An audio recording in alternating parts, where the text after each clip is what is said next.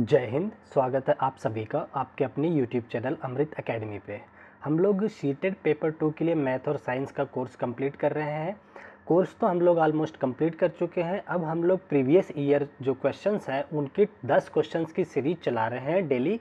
ठीक है, आज हमारा उस सीरीज का 8वां दिन है और 7 क्लास हमारी हो चुकी है, जिसकी की प्लेलिस्ट अलग से मैंने बना रखा है। आप लोग जा कर के उसे देख सकते हैं। और ऑलमोस्ट मैं एक एक करके सारे 2018 से लेकर 23 तक जितने क्वेश्चन आए हैं धीरे धीरे करके साइंस के सारे क्वेश्चंस को आपके साथ डिस्कस कर रहा हूँ। ठीक है, अगर आप लोगों ने थ्योरी भी नहीं पढ़ी है तब भी केवल अगर ये सीरीज़ भी देख लेते हैं तो भी आप लोगों का काफ़ी हद तक चीज़ें तैयार हो जाएंगी, क्योंकि मैं इस सीरीज़ में कॉन्सेप्ट के साथ क्वेश्चंस को सॉल्व करा रहा हूँ। ठीक है, तो आ जाइए बिना टाइम का नुकसान किए आज की क्लास को हम लोग शुरू करते हैं। ठीक, देखिए पहला क्वेश्चन आप लोगों की स्क्रीन पे ये है कि कह रहा है ऐसे कथनों की पहचान कीजिए जो सही नहीं है। इस चीज़ का ध्यान दिया करो, जब भी क्वेश्चन आप लोग पढ़ा करिए ना तो यहाँ पे देख लीजिए करिए कि हाँ या ये ना में क्वेश्चन पूछ रहा है। ठीक है, पहला ऑप्शन कह रहा है कि charge become used up as it follows through a circuit. कह रहा है किसी आवेश परिपथ में प्रवाह के साथ व्यय हो जाता है, ये बात कह रहा है। तो ये एक बिल्कुल गलत कथन है। आवेश प्रवाह से करंट फ्लो होता है, ना कि वो खत्म हो जाता है। आवेश प्रवाह होने से वो व्यय मतलब यूज्ड अप नहीं हो जाता है, बल्कि उसके रेफरेंस से क्या जनरेट हो जाता है, करंट जनरेट होता है। तो यही आपका पहला ही ऑप्शन बिल्कुल गलत बता रखा है इसने। ठीक है, एक सेकंड। हाँ, अब देखिए बी ऑप्शन क्या कह रहा है। इसमें कह रहा है कि आवेश अत्यधिक गति के साथ परिपथ में प्रवाहित होता है।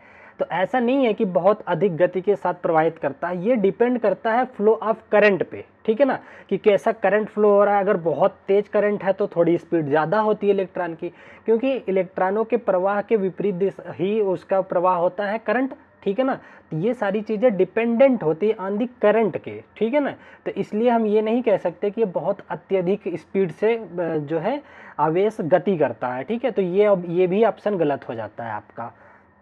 अगला ऑप्शन कह रहा है कि एक प्रकाश का बल्ब गतिमान गतिशील आवेश की वैद्युत ऊर्जा को ऊर्जा के अन्य स्वरूप में बदलता है। ये बिल्कुल बदलता है, इलेक्ट्रिसिटी को कन्वर्ट कर देता है लाइट ऊर्जा में। ठीक है ना, तो ये करता है, तो ये सही है। अगला कह रहा है तारों में आवेश वाहक साधारणतया तारों के परमाणुओं के इलेक्ट्रॉन होते हैं। बिल्कुल सही बात है, आवेश वाहक इलेक्ट्रॉन ही तो होते हैं। ठीक है, तो इसमें जो गलत उसने पूछा सही नहीं है, तो अपने दो ऑप्शन जो है वो सही नहीं है, ए और ऑप्शन बी। ठीक है, तो ये कहाँ पे दे रखा है, ए पे दे रखा है, फर्स्ट ऑप्शन पे आपको दे रखा है, ये करेक्ट हो जाएगा। ठीक है, आज ये अगले क्वेश्चन को हम लोग डिस्कस कर लेते हैं। ये जो क्वेश्चन है आज का बहुत ही इंपॉर्टेंट क्वेश्चन होने वाला है। ठीक है, बहुत ही प्यारा क्वेश्चन है। इसमें ध्यान से देखिएगा क्या कहना चाह रहा है। ये कह रहा है, इसको मैं इंपॉर्टेंट मार्क कर देता हूँ। ठीक है, इसमें कह रहा है दो दर्पण है, मतलब कि दो मिरर है, प्लेन मिरर है। ठीक है, ए और बी एक दूसरे के समकोण पर स्थित है। ठीक है, तो दो मिरर हम बना लेते हैं। एक देखिए हमने ये मिरर खड़ा कर दिया और एक ये समकोण पे है, मतलब इनके बीच का जो कोण है 90 डिग्री का है। ठीक है, थोड़ा सा और बड़ा बना देता हूँ मैं, लो। ठीक है, ये चीज़ें बन गई। ये मान लो कि मिरर ए है, ये मान लो मिरर बी है, इनके पीछे हमने ये पॉलिश कर दिया। ठीक है, दो मिरर आपने इस तरह से बना लिया। ये बहुत ही इंपॉर्टेंट क्वेश्चन हम डिस्कस कर रहे हैं।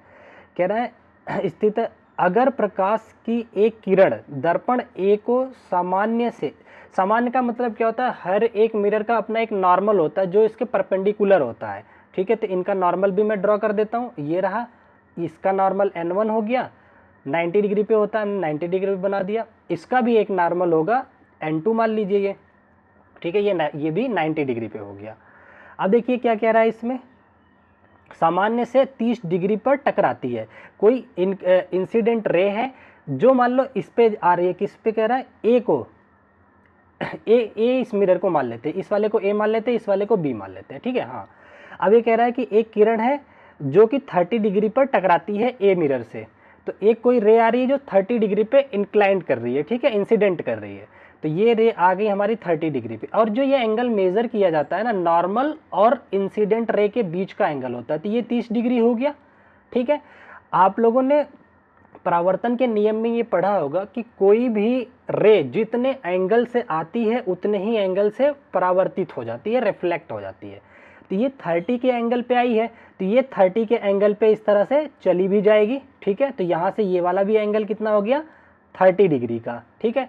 अच्छा ये बताइए 30 डिग्री का हो गया, तो अब यहाँ से देखिए ये और यहाँ पे एक राइट एंगल ट्रायंगल दिख रहा होगा आप लोगों को, बिल्कुल साफ साफ दिख रहा होगा। अब देखिए ये वाला कोण पूरा कितना था, 90 था यहाँ से यहाँ तक। अब इतना 30 हो गया, तो ये बचा हुआ कितना हो गया आपका 60 डिग्री, ठीक है ना। ये 60 डिग्री हो गया, कोई दिक्कत नहीं है। अब इस त्रिभुज में ये वाला कोण कितना होगा, ये 60 ये 30, तो 60 सॉरी ये 60 हो गया, ये 90 हो गया। तो इनका और इनका भी सम कितना होना चाहिए, 90 होना चाहिए, क्योंकि किसी भी त्रिभुज के तीनों अंतः कोणों का योग कितना होता है, 180 डिग्री होता है।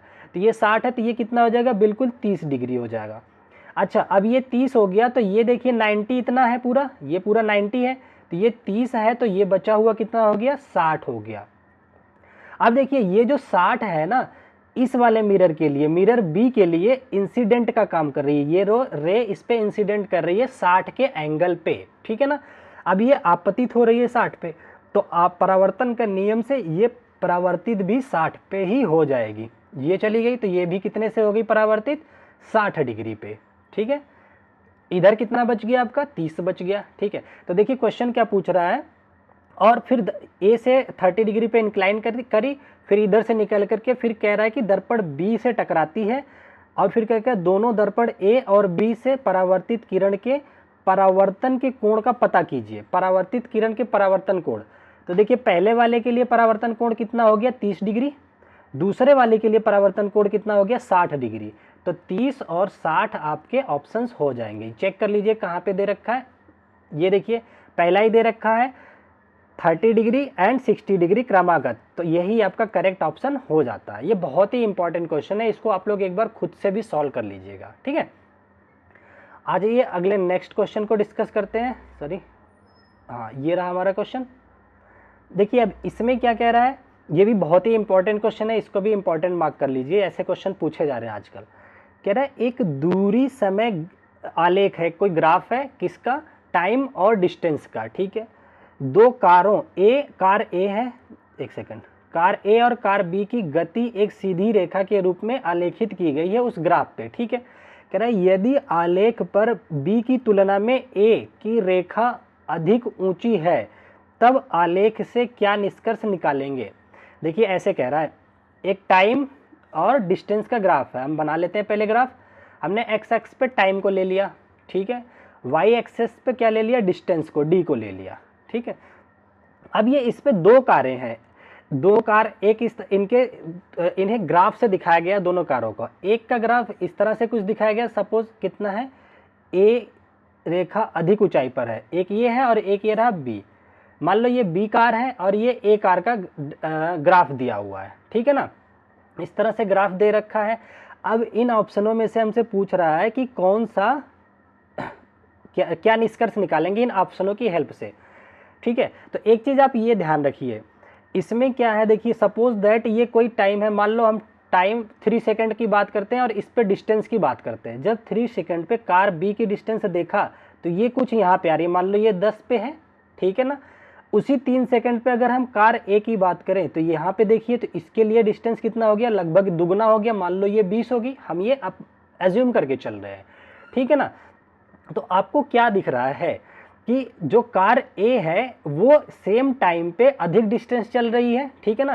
तो अच्छा ये बताइए चाल का फार्मूला क्या होता है, चाल बराबर होता है डिस्टेंस अपॉन टाइम, ठीक है ना। अब एक चीज़ आप लोगों ने पढ़ा होगा, अगर समय समान है मतलब ये कांस्टेंट हो गया, तो चाल जो हो गई, चाल ये डायरेक्टली प्रोपोर्शनल किसके हो गई, दूरी के, डिस्टेंस के, ठीक है ना। इसका मतलब हो गया कि जिसका डिस्टेंस ज़्यादा उसकी चाल ज़्यादा। तो इन दोनों पे समान समय पे, कोई भी आप समय ले सकते हो, मैंने 3 सेकंड लिया, आप कुछ भी ले सकते हो, 30 सेकंड ले सकते हो, ठीक है। समान समय पे जिसकी दूरी ज़्यादा है उसकी चाल ज़्यादा है। तो देखिए ए की डिस्टेंस ज़्यादा है तो ए की चाल ज़्यादा होगी बी से, तो speed of A is greater than speed of B हो जाएगा आपका, ये बिल्कुल करेक्ट होगा। तो ऑप्शन देख लीजिए क्या क्या दे रखा है। पहला ऑप्शन दे रखा है कि speed of A is greater than the speed of B, बिल्कुल सही, पहले ही ऑप्शन पे दे रखा है, करेक्ट आंसर है, ठीक है ना। तो ये आपके आंसर हो गए, ठीक है। आ जाते हैं अब अगले क्वेश्चंस को हम लोग डिस्कस कर लेते हैं। देखिए ये भी ये जो 3 क्वेश्चन मैं बता रहा हूँ ये तीनों के तीनों मोस्ट इंपॉर्टेंट है, यहाँ से आपको देखने को मिल सकते हैं, एक भी ये भी इंपॉर्टेंट है। पहले इससे रिलेटेड मैं आपको कॉन्सेप्ट बता देता हूँ। देखिए हर एक लिक्विड जो होता है या पर्सन या ऑब्जेक्ट, सबका अपना कुछ ना कुछ घनत्व होता है, डेंसिटी होता है, ठीक है ना। तो क्या होता है कि जिस ऑब्जेक्ट की डेंसिटी ज़्यादा होती है, जैसे मान लो अपने पास दो चीज़ें, एक लिक्विड है, इसकी डेंसिटी मान लो 10 है, कुछ एज्यूम कर लिया 10 दे रखा है, और इस पे एक हमने बर्फ़ का टुकड़ा ले लिया जिसकी डेंसिटी है, मान लो इसकी डेंसिटी है 5। तो ये जब हम पानी में डालेंगे ना तो ये बर्फ़ का टुकड़ा पानी में तैरेगा। तो इतना बस ध्यान रखो कि कम डेंसिटी वाला ज़्यादा डेंसिटी वाले के ऊपर आसानी से फ्लोट कर सकता है, तैर सकता है। अगर वहीं पे बर्फ़ के या एक लकड़ी का टुकड़ा ले लिया या लोहे का टुकड़ा है, ठीक है, इसकी डेंसिटी 11 है, अब इसको इसमें डालेंगे तो ये डूब जाएगा। क्यों? क्योंकि जो ऊपर सेकंड पदार्थ है उसकी डेंसिटी ज़्यादा है और ज़्यादा डेंसिटी वाला हमेशा डूब जाता है, ठीक है ना। तो उसी पे बेस्ड ये क्वेश्चन है, देख लेते हैं इसको। कह रहा है निम्न सारणी में पदार्थों की और उनसे के संबंधित घनत्वों की सूची दी गई है, ठीक है। देखिए यहाँ पदार्थ दे रखा है आपको सब्सटेंस और उसके रिलेटेड डेंसिटी दे रखा है केजी पर मीटर क्यूब में, ठीक है। देखिए पारा है, पारा की डेंसिटी दे रखा है 13,550। वहीं पे मक्के का तेल है जिसका 900 दे रखा है, तांबा कॉपर का दे रखा है 8,960, ठीक है ना। तो एक चीज़ ये ध्यान रखना, मैं पहले ही बता, सबसे ज़्यादा डेंसिटी किसकी है? पारा की। तो देखिए पारा की डेंसिटी सबसे ज़्यादा है, पारा ये सबसे ज़्यादा है। उसके बाद किसकी है? कॉपर की, तांबा की, ठीक है, यहाँ पे लिख देता हूँ तांबा की। फिर है मक्का के तेल की, ठीक है, ऑयल, ठीक है, ये हो गया। तो अब देखिए क्या कह रहा है, क्या होगा अगर पारे और मक्के के तेल से भरे एक गिलास में एक तांबे के सिक्के को डाला जाए। तो देखिए एक गिलास है, इसमें पारा डाला हुआ है, पहले ये पारा भरा हुआ है, इस पे फिर मक्के का तेल डाल दिया गया। तो अच्छा ये बताइए क्या मक्के का तेल नीचे चला जाएगा? नहीं जाएगा। क्यों? क्योंकि देखिए मक्के का तेल की डेंसिटी 900 है और पारे की 1350 है, तो मक्के का तेल यहाँ पे तैरता रहेगा, आसानी से तैर सकेगा। अब ये कह रहे हैं कि एक तांबे के सिक्के को इनमें इसमें डाल दिया गया, इसी गिलास में, ठीक है ना। तो ये पारा है आपका, ये मक्के का ऑयल है, ठीक है ना। इसमें अगर आप तांबा डालते हैं, तांबे का कोई सिक्का डालते हैं, तो ये पूछ रहा है क्या कंडीशन होगी। तो देखिए तांबा जो है इसमें तो डूब जाएगा। क्यों? क्योंकि देखिए ये 8,960 है और ये केवल 900 है, तो ये जो है तांबे वाला है इसकी डेंसिटी तेल वाले से, मक्के के तेल से ज़्यादा है, तो इसमें तो डूब जाएगा, लेकिन इसमें डूबेगा नहीं, यहाँ पे बैठा रहेगा, ठीक है। क्यों? पारे में नहीं डूबेगा क्योंकि पारे का 13,000 से भी ज़्यादा है, ठीक है। तो अब ऐसा ऑप्शन ढूंढ लीजिए जहाँ पे पारे के ऊपर सतह पे हो। पहला कह रहा है ग्लास के तल पर बैठ जाएगा, नहीं, तल तक जाएगा ही नहीं, यहाँ तक नहीं पहुँचेगा। क्यों? क्योंकि इसकी डेंसिटी ज़्यादा है। आगे क्या कह रहा है, मक्के के तेल पर तैरेगा, नहीं तैरेगा, मक्के के तेल में डूब जाएगा। आगे कह रहा है पारे पर तैरेगा परंतु मक्के के तेल में डूब जाएगा। ये बिल्कुल करेक्ट ऑप्शन हो जाता है आपका। ये मैं बड़ा कर देता हूँ एक बारी, यहाँ पे देख लीजिए, सॉरी, यहाँ पे देखिए सी ऑप्शन जो है इसका करेक्ट ऑप्शन आपका हो जाएगा, ठीक है ना। क्या कि पारे में तैरेगा परंतु मक्के के तेल में डूब जाएगा, ठीक है। आई होप ये भी क्वेश्चन अच्छे से समझ में आ गया होगा। ये कॉन्सेप्ट आप लोग डेंसिटी का बिल्कुल ध्यान में रखना हमेशा, ठीक है।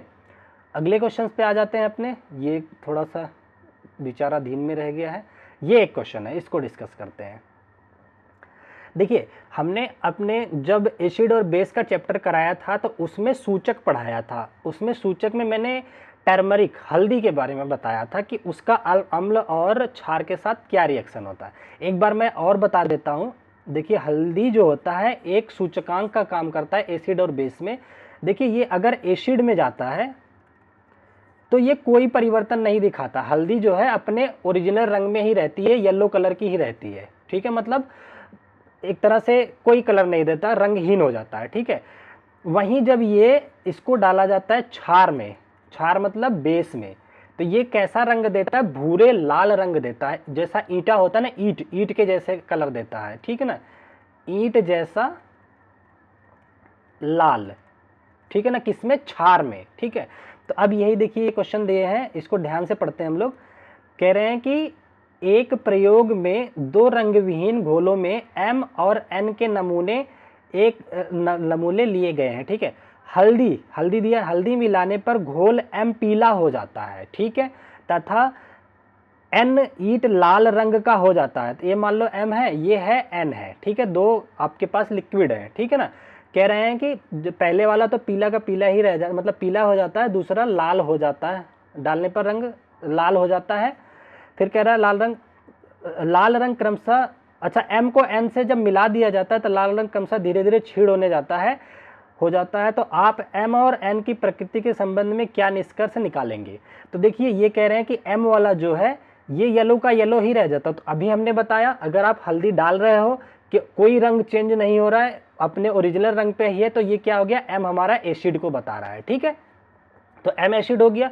और वो कह रहे हैं एन में डालने पे क्या हो रहा है, ईटे जैसा लाल रंग हो जा रहा है, तो इसका मतलब एन क्या हो गया, बेस हो गया, ठीक है। और अम्ल और एसिड एम और बेस एन को रिएक्शन कराने के बाद ये क्षीण हो जाता है, जो रंग कलर है चेंज हो जाता है, ठीक है। तो इससे ये प्रतीत होता है कि एम जो है हमारा एसिड है और एन क्या है, बेस है। तो ऐसा ऑप्शन ढूंढ लीजिए। एम और एन दोनों ही लवण या सॉल्ट हैं, गलत है। एम अम्ल और एन क्षार है, ये बिल्कुल करेक्ट ऑप्शन है। तो बी ऑप्शन आपका करेक्ट हो जाता है, ठीक है। नेक्स्ट क्वेश्चन पे आ जाते हैं। देखिए ये क्वेश्चन क्या कह रहा है अच्छा, समुच्चय की पहचान कीजिए जो कि एक खाद्य संरक्षण परिरक्षिका नहीं है। देखिए खाद्य संरक्षण में कौन कौन से आता है, कुछ इंपॉर्टेंट है वो याद कर लो। एक तो देखिए सोडियम बेंजोएट आता है, दूसरा NaCl नमक डाला जाता है। जैसे कई बार अगर हमें आम का सिरका, आम का अचार वगैरह बहुत दिनों तक सजो के रखना होता है तो उसमें हम लोग नमक मिला देते हैं, ठीक है ना। तो ये भी खाद्य संरक्षण का काम करता है। दूसरा जो विनेगर होता है, सिरका जिसको बोलते हैं, वो भी खाद्य संरक्षण का काम करता है। तो इस तरह से कुछ होते हैं जो खाद्य संरक्षण का काम करते हैं। तो इसमें पूछ रहा है कि कौन सा खाद्य संरक्षक नहीं है। पहला कह रहा है आयरन का ऑक्साइड और क्या कह रहा है, पोटेशियम परमैंगनेट। तो ये देखिए यही आपका आंसर हो जाएगा, ये खाद्य संरक्षक नहीं होते हैं, ठीक है।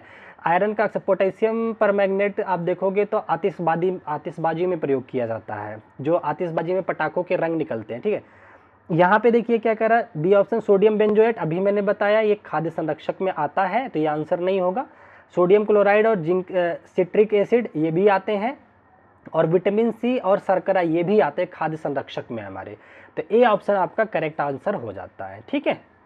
आगे क्वेश्चंस हैं क्या? हाँ, एक और ये क्वेश्चन है, इसको और डिस्कस कर लेते हैं हम लोग। देखिए इसमें क्या कह रहा है, निम्नलिखित में से कौन सा समुच्चय केवल रासायनिक परिवर्तन, केमिकल चेंजेस को बता रहा है इनमें से? तो एक सेकंड में हम इसको डिस्कस कर लेते हैं। देखिए पहला कह रहा है तेल का उबलना और क्या कहा, मग का टूटना, तो ये तो भौतिक परिवर्तन है, ठीक है ना। तो ये समुच्चय नहीं है, केवल रासायनिक जिसमें वो पकड़ना है। एक भी भौतिक मिल गया तो हट गया ऑप्शन से। अगला कह रहा है पानी जल में कॉपर सल्फेट घोलना, भोजन पचाना, कागज को काटना, ये भौतिक परिवर्तन होता है चीड़ फाड़ का, ठीक है ना, ये भी कट गया आपके ऑप्शन से। अगला क्या कह रहा है, अंडे को तोड़ना, केवल तोड़ना, ये भी आपका भौतिक परिवर्तन में आ जाएगा। और नेक्स्ट ये देखिए लास्ट ऑप्शन इसका करेक्ट हो जाएगा। इसमें कह रहा है लोहे को जंग लगना, रासायनिक परिवर्तन है।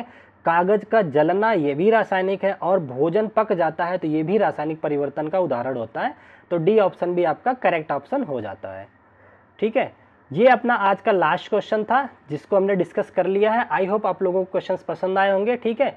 फिर मिलते हैं अपने नेक्स्ट वीडियो में कुछ और मोस्ट इंपॉर्टेंट क्वेश्चन के साथ। Thank you so much, bye bye, take care.